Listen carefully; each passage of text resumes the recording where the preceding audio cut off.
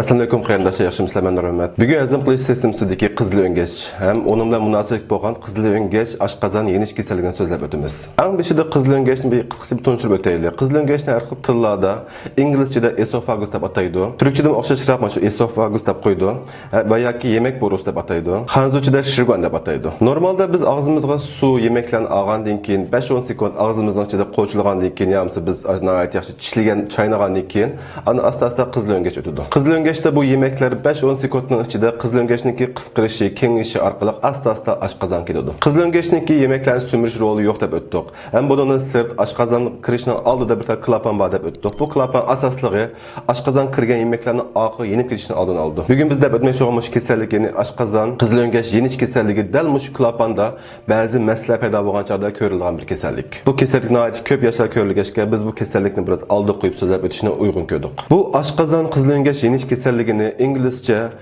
Gastroesophageal Reflux deb qo'ydi. Qisqartib GERD deb ataydi. Türkçede mi Gastroesophageal Reflü hastalığı deb qo'ydi, ya mesela xalq tilida reflü deb qo'ydi. Ko'pincha kishilar shu meni reflurim bor deb qo'ydi. Xanzuchada bu kasallikni Veishiguan fanli ujun deb ataydi. Bu qizilönggeç ашқазан yenish kasalligining sababi nima? Bu kasallikning asosiy sababi biz bayada o'tgan ашқазан kirishdagi qapqoq yana bir ismi bo'lsa, qizilönggeç purman muskulniki rolini binormal bo'lishidan kelib chiqdi. Bu qapqoqniki ya bo'lmasa shu muskulniki rolini binormal bo'lishiga sababi nihoyat ko'p sabablar bor. Masalan, ko'p qahva ichish, tomoqni vaqtida yemaslik, har qitim ko'p tomoq yeyilish, uxlashdan oldida ko'p narsa yeyish, mayliq tomoqlarni ko'p yeyish, shokoladlarni ko'p iste'mol qilish, dori-darmonli yemeklarni ko'p iste'mol qilish, ko'p qusish, ziyoda semizlik, homillik, aroq, tamaka, mush sabablarning hammasi bu kasallikni keltirib chiqardi.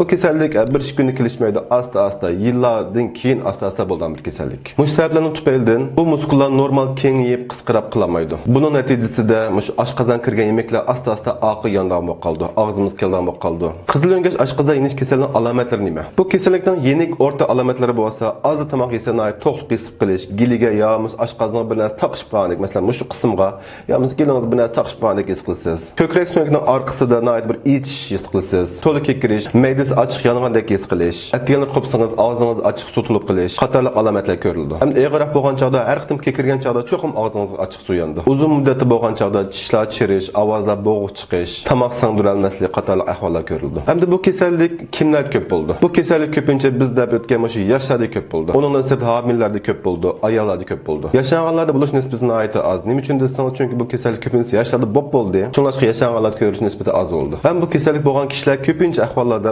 mush alomatlarni yurak kesligiga yoki ашқазан kesligiga aralashtirib qo'ydi. Mush bizga uchirgan nihoyat ko'p to'rdoshlar asosli mush kasallik sababidan menda yurak kesli bormidi deb bizga uchir qildi. Ham bularning ichida nihoyat ko'p qismi %90-95 hammasi yoshlar. Endi biz bayada o'tgan mush alomatlar bo'lgan chog'da ham mush kasallikka shubhalansangiz qaysi bilim berib ko'rishingiz kerak. Qizilönggeç ашқазан yenish kasalligi bo'lgan bu kishilar va yoki qizilönggeçda bir kasallik bo'lgan bir kishilar ko'pincha ahvollarda hazm qilish bo'limi yoki ichki kasalliklar bo'limi berish kerak. Hazm qilish kasalliklar bo'limini biz inglizcha Gastrointestinal Department deb qo'ydi. Turkchada o'xshab qoldigan Gastrointestinal bo'limi deb qo'ydi. Xitoychada Xiaohuaka deb ataydi. Ichki kasalliklar bo'limini inglizcha Internal Medicine Department deb qo'ydi. Turkchada bo'lsa dahiliya bo'limi va yoki ich xastaliklar bo'limi deb qo'ydi. Xitoychada NK deb ataydi. Bu kasallikka shu bilimlar borsin qanday tekshirish orqali diagnoz qo'ydi. Ko'pincha ahvollarda bu qizilönggeç ашқазан yenish kasalligi bemorlarga bo'lgan alomatlarga asoslanib turib tajriba orqali diagnoz qo'ydi. Ammo bemorning yoshi 40 yoshdan oshgan bo'lsa, ham bu kasallik alomati 5 yildan ishib ketgan bo'lsa, ham bu 5-6 yil ichida bir qitim tekshirish ilib baxmoq bo'lsangiz, yoki dori ishilib baxmoq bo'lsangiz, eg'izdan bir shilanka silib tekshirib baqish kerak. Shu shilanka silish orqali shu qizilönggeçning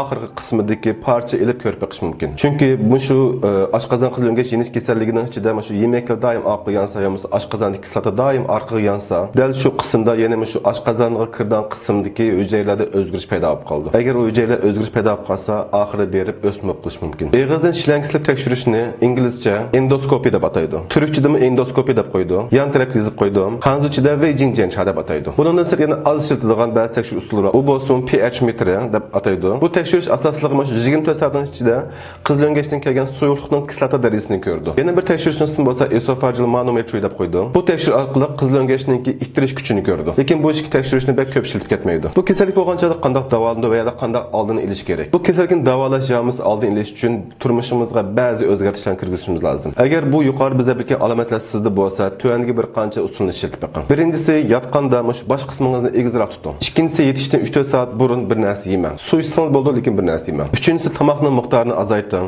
Yog'li tomoqni azayting. Kavobni azroq iste'mol qiling. Shokolad, dardarmon, ochiq-chuchuq, qahva qatorliq yemeklarni, icheceklarni azayting. Aroq tamaki nəhayət ziyanlı, bunu bilirsiniz, bunu kullanmang. Beden ağırlığınızı kontrol qiling. Biz mana deb o'tgan bir qancha usullarni bir ishlatib baqing. Chunki doktorxon borsangiz, shu usullarni tavsiya qildi. Hamda dori jihatdan bo'lsa, biz doktorxon borgan chaqda sizniki badandagi alomatlarga qarab shuni qator dorilarni berdi. Bu dorilar ko'pinchisi shu ashqazon kislotasini azaytirgan dorilarni berdi. Bu orqali shu ashqazon kislotasi oqig yenib, shu qizilöngächniki osti qismiga zaxm yetkazmasin deb shu dorilarni berdi. Lekin bu dorini cho'qim biza boya deb o'tgan 2 bo'limning doktorining tavsiyasi ostida ilishingiz kerak. Hamda nəhayət ağır ahvollarda, ya'ni shu qizilöngäch ostidagi klapan itilib, yeplamay qolgan chaqda u chaqda operatsiya qilish mumkin va yoki u yerda o'sma paydo bo'lib qolgan chaqda operatsiya qilish mumkin. Qo'shib qo'ydan bir yerim, bu o'sma 5 yilda paydo bo'lmaydi, 10 yil, 15 yildan keyin asta-asta paydo bo'ldi. Hamda bu nəhayət uzun zamonda paydo bo'ldi ekan, shuni hech qisab aldirmay davolatmay demay. Agar biz bayada o'tgan alomatlar bo'lsa, bir baldiroq berib ko'rib boqasiz. Hamda oxir deb qo'ygan so'zimiz, bu kasallik nəhayət ko'p kishilarda bo'ldi. %50, %60 desek bo'ldi. Ham bu kasallikni ko'pincha kishilar shu yurak kasalligini aralashtirib oldi. Chunki ko'pincha yoshlar biz bayada o'tgan alomatlar bo'lsa, pek tamtirab ketmay, ya biz boya tavsiya qilgan bo'limlar berib ko'rib boqsin bo'ldi, yo'qsa bizga uchur qilib bizdan masala so'rab boqsin bo'ldi. Men Nur doktor, qizilöngäch va qizilöngächga munosabat bo'lgan bu qizilöngäch ashqazon yenish kasalligi to'g'riliq leksiyamiz mush yerda oxirlashadi. Agar yoqtirgan bo'lsangiz, boshpanoq besib qo'ying, taqib qo'ying. Ko'pdan ko'p rahmat. Ko'rishga salomat bo'linglar. Allohga omonat.